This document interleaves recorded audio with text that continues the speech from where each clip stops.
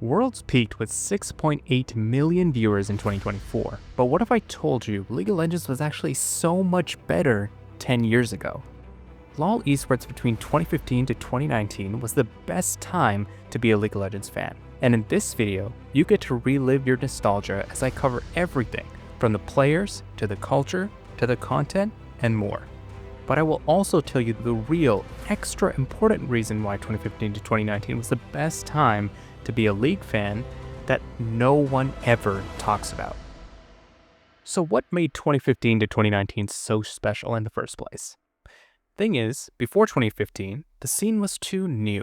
Not enough had happened yet for you to love or hate teams or regions. And now that you're all grown up, many of the rivalries you grew up loving no longer exist. Players retired, took steps back, teams dissolved. But during those 5 years, you had it all. Personalities that made your heart ache, rivalries that felt personal, moments you'll never forget. Let me show you what I mean. You remember the first pro player that changed everything for you? Suddenly you weren't just playing League. You were watching it, living it, obsessing over it. North America had Bjergsen, the quiet assassin who let his gameplay do the talking, and Doublelift, the trash talker who could back it up. Europe had Perks, strutting across the stage with unshakable confidence, and Reckless, carrying the weight of an entire region on his shoulders. China had Uzi, the puppy-faced prodigy who played like his life depended on it, and Mako, the maestro pulling the strings you didn't even see. And Korea? Well, Korea had Faker. Enough said. But many of those inspiring personalities are gone. And what's left in their place? Star players, mechanical monsters, but a lack of real connection. Take Chovy, all-time great player, mechanical god, but does watching him lose actually hurt? Do you stay up replaying his games when you should be sleeping? Does this story make you forget about tomorrow's responsibilities? Yesterday's players did that. Take Bjergsen. At first glance, you saw this young, skinny Dane, bullied at a young age for being different, replacing one of the OGs of the scene on one of the most popular teams in the game. The weight of the world was on his shoulders. And then you watched him transform. Quite some time as they farm it out, 73 to 60. Pobelter, he could get hit up here. That's going to be what it needs. And a lockdown as he hit. Not only did he become one of the best Western players of all time, but also one of the most influential and well-spoken as well. And how about Doublelift? Doublelift's parents didn't want a gamer. They wanted a doctor, an engineer, or basically anything but this. So he left, crashed on couches, and chose League over everything. As Doublelift moved from worn-out friends' couches to the shiny LCS stage, you saw his confidence grow, building a global fan base that adored him as a player, but more so as a person. This lovable, bowl-cut knucklehead. But I bet you didn't tune in just for the inspiring personalities either. See, during 2015 to 2019, you also witnessed rivalries that were often bigger than the games themselves. But why was 2015 to 2019 so special in that category? See, again, before 2015, the scene was too new. You were like a baby seeing the world for the first time. The stories hadn't been written yet, the villains hadn't emerged, the legends hadn't fallen. But now that you're all grown up, many of the rivalries you grew up loving no longer exist. Players retired, took steps back, or those teams you used to know, used to root for, or definitely root against, are gone. Take EU versus NA. Both regions have sucked internationally for so long now that the rivalry feels hollow. It's hard to talk trash to each other when you're both kind of irrelevant. But back then, you were delusional, I was delusional, we all were. After day one of Rift Rivals, a nothing tournament with zero stakes, Perk said this: "The sky is blue, airplanes can fly, EU players are better than NA players." I repeat, this was after Rift Rivals. To be honest, as a predominantly NA fan growing up in my youth, I remember seething, thinking, damn, when I read this for the first time. And I'll tell you when I felt that burning, fiery passion the most. 2018 World Semifinals. Fnatic, Europe's greatest hope, versus C9, NA's pride. winner goes to the finals. It's EU versus NA for all the marbles, a once-in-a-lifetime shot, and guess who won? Said, Fnatic are the kings of the West, and they will represent in the World Final!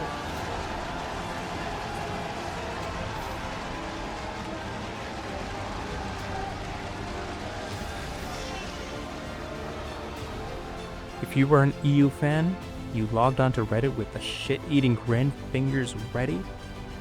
And if you were an NA fan like me, you went into hiding.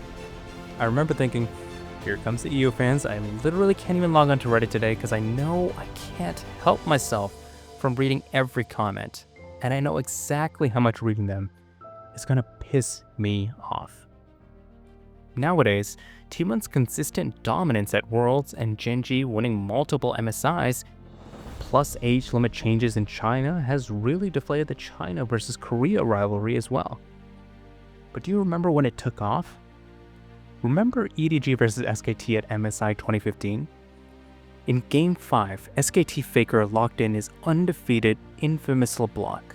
You hear the crowd roar in acknowledgement. Locks it in for Game 5! But all of a sudden, EDG snared the greatest trap in League of Legends history. He picked LeBlanc and just took over that game, and now he has it here. They didn't leave up Faker's LeBlanc by mistake. They wanted Faker to pick LeBlanc. They locked in Morgana mid, but Faker wasn't shook. Even with this trap pick rendering his lane and skirmishing presence useless, he still found a way to make an impact. But it wasn't enough. China handed Faker his first international loss ever. From that moment, you saw the China versus Korea rivalry explode. You had iconic series between RNG and SKT, peaking with their 2017 5-game series at Worlds. There was SKT's miracle comeback versus EDG at Worlds, and you had RNG defeating Kingzone Dragon X at MSI to win Uzi's first ever international trophy. It was like watching two brothers play basketball. The younger one growing up, getting stronger, and suddenly those one-on-ones aren't so friendly anymore. They're actually competitive. They're intense. Let's also look at team rivalries.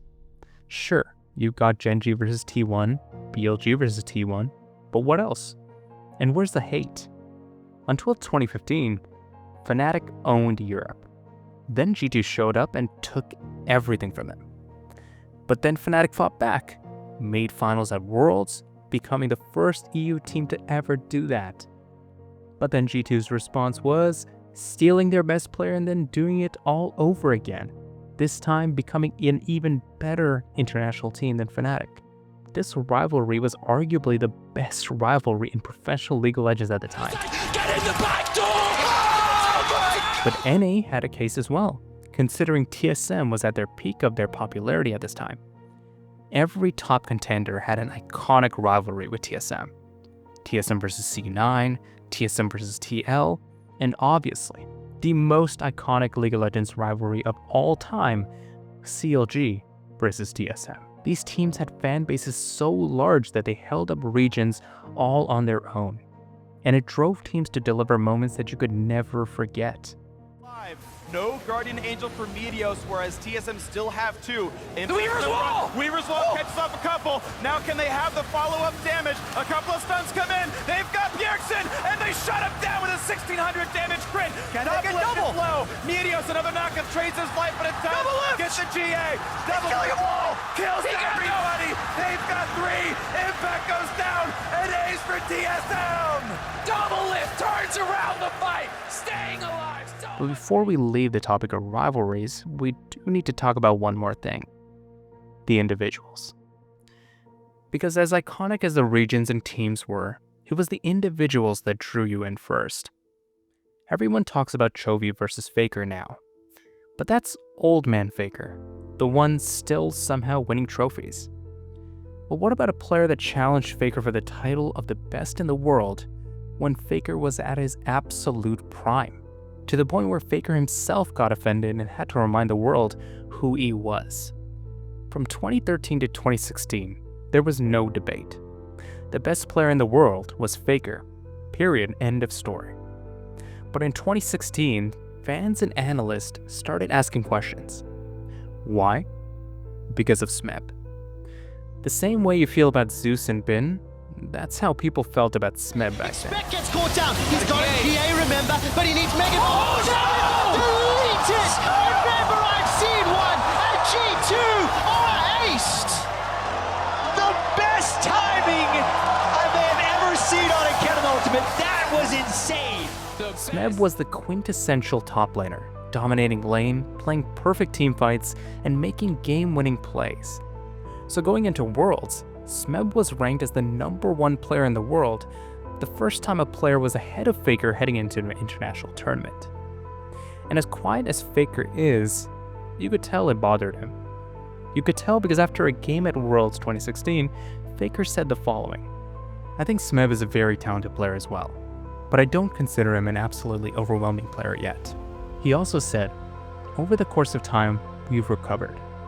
So if we play Rocks in the tournament, I think we have a higher chance of beating them." Smeb wasn't backing down either. He knew to officially become the best, he and Rocks had to get through Faker. And guess who won this series? This one, SK Telecom T1 backs against the wall.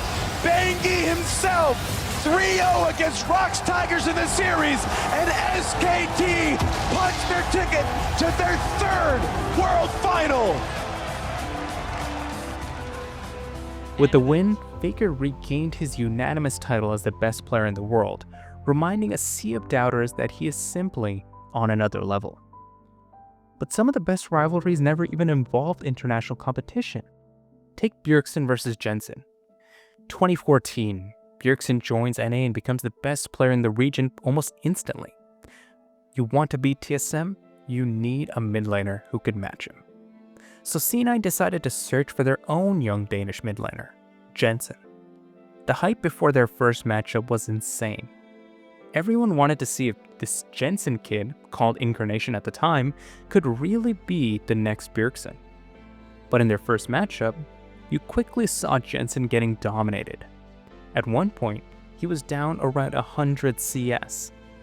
However, in team fights, Jensen's unexpected Kog'Maw pick took over. Did not see that, but Cloud9 forced to use the Sivir ult to put themselves back. Whoa! Fight now. That choke point though. That Luden's hit coming out as well. They're gonna wipe down Team Solo mid here. Bjergsen very low. It's on the clock.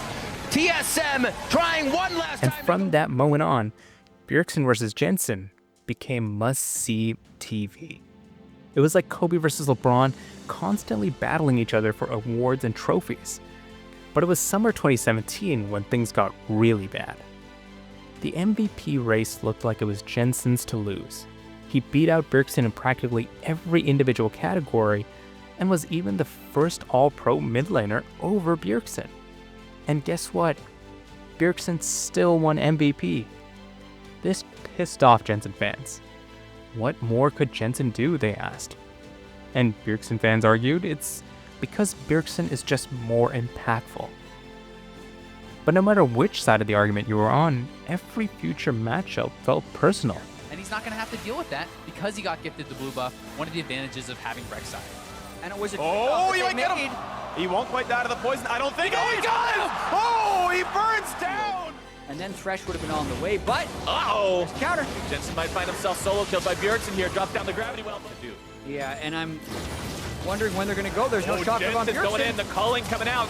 Smoothie trying to rotate it. Kind of whichever team plays better wins. Yeah, it seems like he has a bit of a personal grudge against me or a little bit of saltiness from the past that he feels like he has to talk about me a lot, but I just think it's funny. That's the difference. These rivalries were personal. The hate you felt for TSM fans, that was real. The frustration of losing to SKT again and again and again and again, that was real. And the happiness you felt seeing your favorite player, team, or region finally celebrate a win was real. But what else made professional League of Legends so great during this era? What about the culture? How was that different? Let's rewind to what LoL Esports was like back in 2015 to 2019. Do you remember when conversations in school shifted from sports, girls, and Call of Duty to League of Legends? All of a sudden, League had become the biggest game and esport in the world. But 2015 to 2019 really hit that special sweet spot. The game had grown so much, but we were all still part of this one big community. And guess who ruined that? The co-streamers. No, I'm just kidding. Not the co-streamers. But actually, not having co-streamers did help League of Legends for that time. Now, I know you're thinking that's nuts and I'm blaming everything on co-streamers, but I'm not. But think about it for a second. The lack of options almost brought you closer together. You were kind of like nestled in together, clinging to each other for warmth, sharing stories, settling debates, and spitting out jokes to pass the time. Since communities were not fragmented across various co-streamer channels, you had everyone together primarily on Twitch. And actually, the biggest League of Legends streamers were not co-streamers at all. They were the players. Imagine that. Bjergsen was averaging thousands upon thousands of viewers back in the day. And, I mean, let's be honest. He was a great player, but it's not like he was David Chabelle cracking jokes. All he was doing was playing the game. But, still, everyone watched. It's kind of like when you talk to a group of friends your age and you can all reminisce about watching the same cartoons, TV shows, music, movies. That's what the League of Legends community was like. Everyone knew every popular meme, every big narrative, all the drama. Like, do you remember what it was like watching Breaking Point for the first time? Let me just play you some of this. The team environment is not just I hate that everything is just put right onto me. Like, I'm well, no. Here's the thing. Listen. There are other things that are going on. Trust me. Hey, don't say that to me. Well, like at the just, very like, cut me least. off in the middle of the conversation. No. Like in the middle. See, this documentary broke the League of Legends ecosystem. For the first time, you got to see the real, raw emotions behind League of Legends. And you couldn't house the outpour of comments, reactions, and talking points that came for this. Let's be honest. Everyone who's been watching League of Legends for a minute knows Breaking Point like the back of their hand. Oh, they fucking saw us, dude. I'm hitting sway, dude. Alright, we're fucking all done.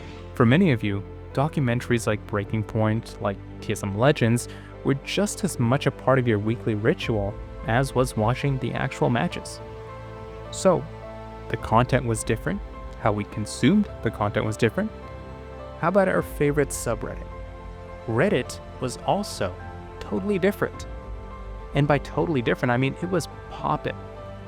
r/League of Legends was never more popular than it was between 2015 to 2019. Like, literally. The subreddit was absurdly popular between that time period. It was actually more popular, relatively speaking, than Reddit as a whole website.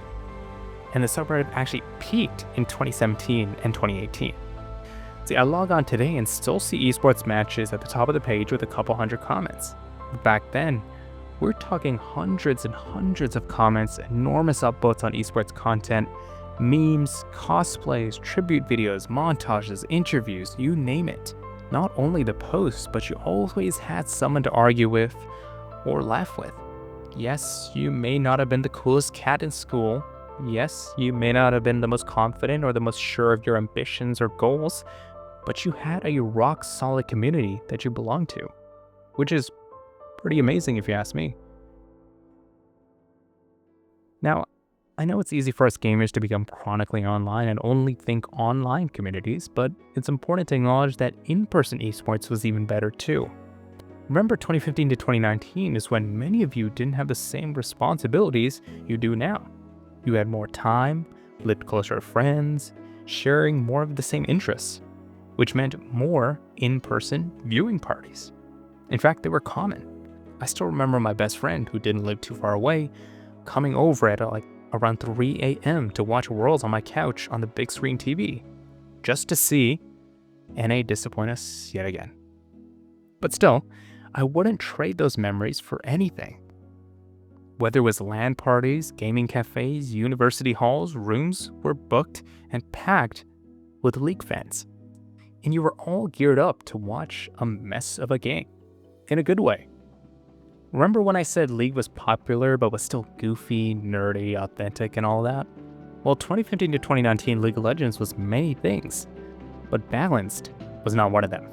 You routinely had game-breaking, ridiculous, how did they release this patches that made Worlds unforgettable. Take the Juggernaut patch at Worlds 2015, when Riot decided to make every Juggernaut a hyper carry that could do no wrong. Because that sounds like a great idea, right?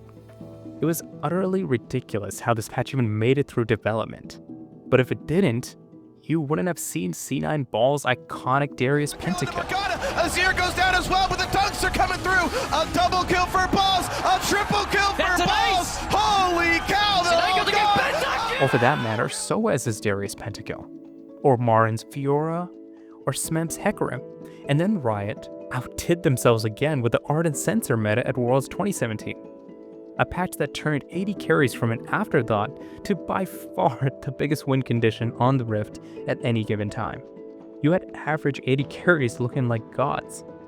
But for those of you who are fans of real greats, say a young up-and-coming ruler, you also got to see what perfect 80 carry play could look like. First, as you can see, the flash hold left. They've caught Baker. They've got the CC.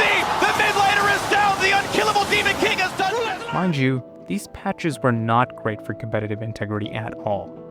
You had teams who had been practicing one way the entire year get shafted 1 week before the biggest, most important tournament of the year. But what these patches did do was add volatility. They added a level of freshness that made games in that era unpredictable and unmistakably unique. You weren't just seeing teams showing off their mechanics, executing team fights, or capturing objectives. You saw them adapting in real time to a brand new, wacky meta. Although you would never want to be in those players' shoes at that moment, and solo queue was definitely out of the question, you often looked forward to pre-tournament patches. You wanted to see what crazy way Riot was going to terrorize the meta this time. And remember, it was also much harder to adapt to new metas the way practice was. See, the practice tool was only introduced in 2017. Having multiple coaches per team was only becoming more the norm towards the end of that period of time, and analytics was only beginning to take over the scene. So today, that's all like 10x'd. Today, you have multiple coaches per team, the practice tool is widely used to perfect mechanics, and the overall game of League of Legends, because of consistent simplification after simplification, has removed a lot of the individual expression of players. That's why games are so beautifully played nowadays, but you don't feel the same emotions you once did watching them. See, in my opinion, this lack of infrastructure actually meant more room for individual and team expression, and it led to some of the most iconic series of all time. Think back to G2 versus SKT at 2019 World Semis. G2 wins the series 3-1, but did you know SKT actually secured almost every Baron in that series? You heard that correct. G2 found a way to move around the map, make picks, steal resources, and win teamfights despite losing out on the most important sure win objective in League of Legends history. In fact, they only secured their first Baron in the very last game. This series was not perfect League of Legends you see today, but that's what made it and so many other series so unforgettable. You had the greatest series of all time in Rox vs SKT, where Rox pulled out Misfortune support for the first time, and SKT lucked up Peanuts in Italy by mistake. You had Misfits taking over with a Blitzcrank cheese pick against SKT. You had a 5-grand Gruul Fest between Europe's Old Guard and Origin versus the Young Guns and Fnatic. And who could forget the iconic Jensen Zanya's misplay during TSM vs C9 in 2017? But that's what made it and so many other series so unforgettable. See, you can name iconic series from any era of LoL esports. It's not like you don't have iconic series today, you definitely do. But outside of T1 series at Worlds, which always seem to be the most entertaining series of the year, you'd be hard-pressed to find a match that erected that same level of emotion, of wonder, of surprise as those iconic series from back then. But emotional series rely on great storytellers to craft that cohesive narrative. Someone who can guide you through the ups and downs of the game, the hype moments and the lulls, the beauty and the mistakes. In League of Legends, these storytellers are actually the on-screen talent and casters. But Riot has made a major mistake in this regard. See, League has not been kind to on-screen talent over the years. So many of the iconic faces and voices that made you laugh, celebrate, and even sometimes get emotional have moved on. Many unceremoniously thrown out and not appreciated for the impact they had on the final product. But back in 2015 to 2019, casters were superstars. Kobe with his uncontrollable emotions leading to some of the most iconic calls in League of Legends history. Boys, and the faithful shall be rewarded. CLG take the inhibitor, they're gonna take the Nexus turrets, and they're gonna take a trip to Worlds. This is gonna be Officio and Quickshot replacing the old Legends of EU casting and making a name for themselves as the must-listen casting duo. Papa Smithy, who filled in the mammoth-sized shoes of Monte Cristo and Doa and carved a new, refined niche for himself. Oftentimes, you'll watch old League of Legends gameplay and reminisce more about the voices you're hearing than what you're seeing on the screen. Hell, if I blindfolded you and asked you what clip is playing right now, I bet many of you could actually pick it out, no problem. I never doubted him! I never doubted them! Why? Because the cast was that integral to the final product. And you could say the same for the analyst desk. Back then, it was common to watch the analyst desk because there was so little analytical content around to watch. There was no I Will Dominate or Cadral co-streams or LS patch breakdowns, so you had to rely on the analyst desk, which not only offered you knowledge, but half the time it was just as entertaining as a game. So, as we dive into 100 Thieves victory and their 2-0 weekend mark, if you will.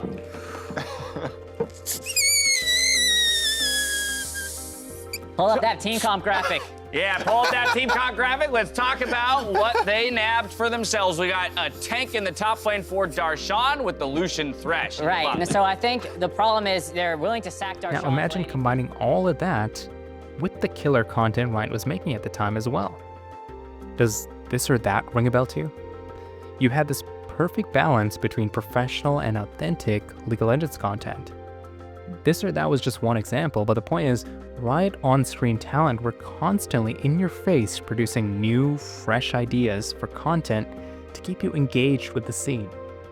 In many ways, they were the rock of the scene. Now we've talked about a whole bunch in this video, but there is one last irrelevant event we must talk about first before we round things up and I finally get to the real reason League of Legends was better before, which I promised you at the start of the video. So 2015 to 2019 also introduced a new, special kind of All-Star event to League of Legends. The best way you could describe All-Stars is this perfect amalgamation of everything we talked about in this video. Everything that made professional League of Legends great during the Golden Age. You had fresh team-ups, a collective viewing experience, all the best on-screen talent in the world, interesting metas, players adapting to random scenarios, 1v1s, region versus region rivalries, all wrapped up in this professional presentation without the uptight professionalism. Everything that made you fall in love with League of Legends, download the client for the first time, read guides, watch player streams, tune in for 5 hours of games on the weekends with friends, closed off from the outside world, and absolutely loving it. All-Stars wasn't just a celebration of the best League of Legends players in the world, it was a celebration of professional League of Legends itself. The game you love had evolved to be this incredible spectacle on the world stage, garnering the attention of the outside world.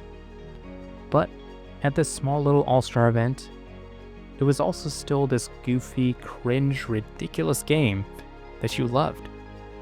Watching this event, you realized that this silly little game had become such a fundamental part of your life. Part of your growth.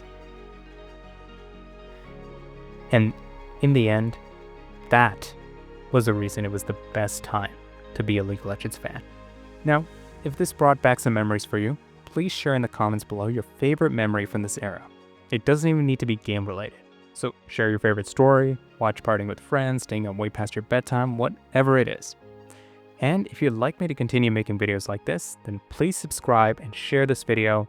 It'll only take you a couple seconds, but it'll make a world of difference for me. It allows me to keep pushing these videos out for you. And yeah, it just keeps me motivated to make another video on maybe another era. Now with that said, thank you so much for watching till the end, and I hope to see you for the next one.